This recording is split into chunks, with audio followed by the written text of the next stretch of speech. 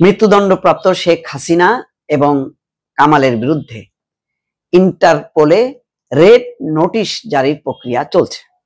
অর্থাৎ তাদেরকে ফেরত আনার জন্য ইন্টারপোলে রেড নোটিশ জারি করা হচ্ছে, যে বাংলাদেশে একটি আদালত রায় দিয়েছে যে তারা মানবতা বিরোধী অপরাধ করেছে, ফলে তাদেরকে তারা যে যেখানে বিশ্বে থাকুক না কেন তাদেরকে যাতে বাংলাদেশে ফেরত আনা হয়। এখন এটা হয়তো একটা রাজনৈতিক সিদ্ধান্ত, এটা বাস্তবায়ন করা খুব কঠিন, কারণ ইতিমধ্যে ভারত যদি তাদেরকে রাজনৈতিক আশ্রয় দিয়ে থাকে এবং হয়তো সেই প্রক্রিয়াটা তারা খুব দ্রুতই সম্পন্ন করবে, ফলে তাদের ফেরাটা সহজ না এবং ভারত রাজনৈতিকভাবে সেটা করবে না।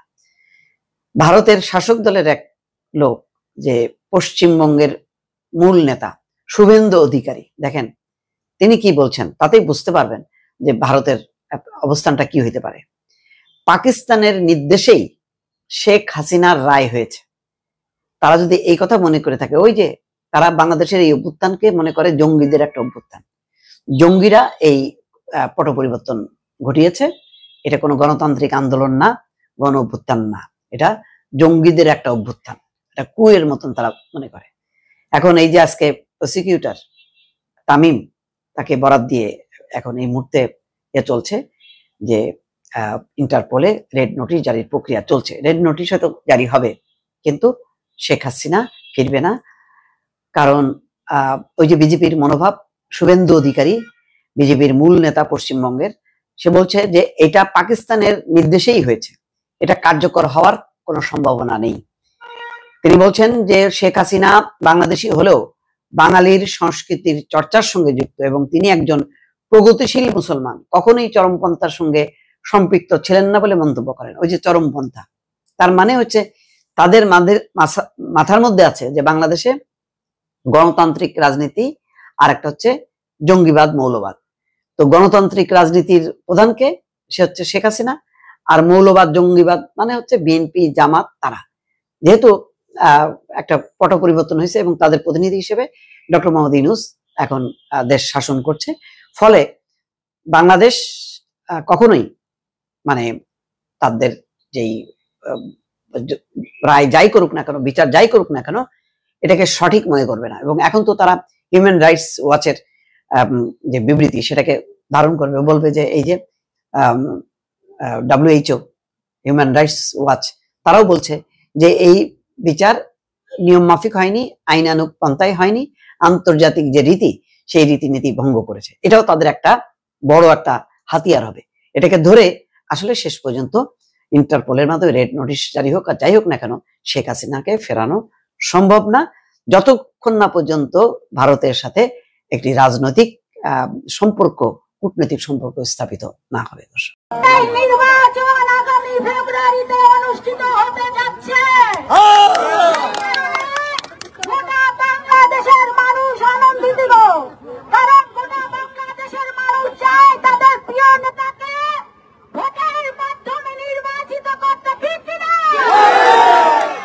আমরা রাজৌর এবং মাদারীপুরের জনগণ আমরা প্রতীক্ষা করছি, তবে আমাদের প্রাণপ্রিয় নেতা জনাব তারেক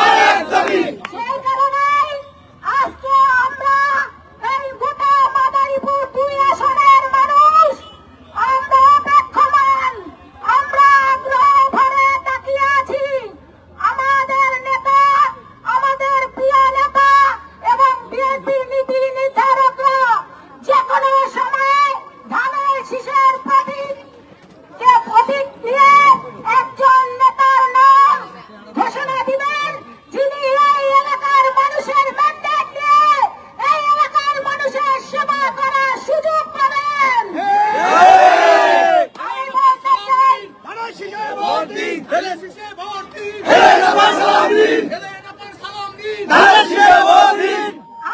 এই মঞ্চ থেকে এই গণমিছিল শেষে একটাই মাত্র আমরা উদাত্ত আহ্বান জানাচ্ছি আমাদের প্রান্তীয় নেতা বিএনপির অ্যাক্টিং চেয়ারম্যান জনাব তারেক রহমানের কাছে এবং আমাদের প্রান্তীয় নেত্রী দেশনেত্রী বেগম খালেদা জিয়ার কাছে, বিএনপি জাতীয় স্থায়ী কমিটির সদস্যবৃন্দের কাছে আপনারা অবশ্যই একজন নেতাকে বেছে নেবেন যিনি বরিশালে দূষর শেখ হাসিনার মৃত্যুর রায় শুনে ছাত্রদলের মিষ্টি বিতরণ অনুষ্ঠানে দুই গ্রুপের সংঘর্ষে রবিউল ইসলাম নামে এক ছাত্রদল কর্মী নিহত হয়েছে।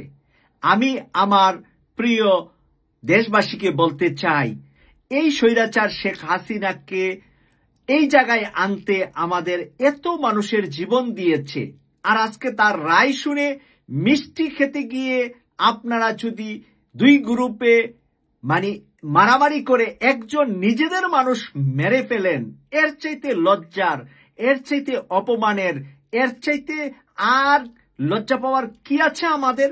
আমরা যারা 24-এর মুক্তিযোদ্ধা, আমরা যারা 24-এর বিজয়টা আনলাম, এরকম ছাত্রদল নিজেরা একে অপরকে মেরে ফেলার জন্য এনেছি? প্রশ্নটা আপনাদের কাছে রাখলাম। আমি বলতে চাই আপনাদেরকে, চাচিরা আমার, এখানে আমার অনেক চাচারা বসে আছেন যাদের সহধর্মিনীরা বাসায়, আমি চাই পৌরসভায় আপনারা আপনাদের স্ত্রীদেরকে ছেড়ে দেন, তারা যেন ধানি শীষের পক্ষে ভোট চায়, তারা যেন তাদের সন্তান ডাক্তার প্রিয়াঙ্কার পক্ষে ভোট চায়। আমি কিন্তু একটা কথা বলেছি, আমি যেহেতু আপনাদের সন্তান বা বোন, সুতরাং আমাকে আপনারা কেউ ম্যাডাম বলে ডাকবেন না। এমপি হয়ে যাওয়ার পরে ম্যাডাম ডাকতে আমার শোনার কোনো ইচ্ছা নাই, আপনারা আমাকে প্রিয়াঙ্কা বলেই ডাকবেন, আমি তাতেই খুশি। আমি আপনাদের জন্য কাজ করতে চাই, আমি কাজের লোক, আমি একজন কর্মী। এখানে আমার ওই ম্যাডাম শোনার জন্য সময় নাই, আমার শেরপুরে 5টা বছরে কাজ করে দিয়ে প্রমাণ করতে হবে আপনাদের কাছে। এই ওয়াদা দিয়েই আমি মাঠে নেমেছি। 5 বছরে আমি যদি কাজ করে আপনাদের কাছে আপনাদের জীবন মান সুন্দর করতে পারি, তাহলে আমাকে টিকিয়ে রাখার দায়িত্ব আপনাদের। আর এই 5 বছরে যদি আমি কোনো কাজ করতে না পারি, আমি মাথা নত করে শেরপুর থেকে সরে দাঁড়াবো, এটাও আমার ওয়াদা। কাজেই আপনারা আমার পাশে থাকবেন, আমাকে সহযোগিতা করবেন, আমাকে বিশ্বাস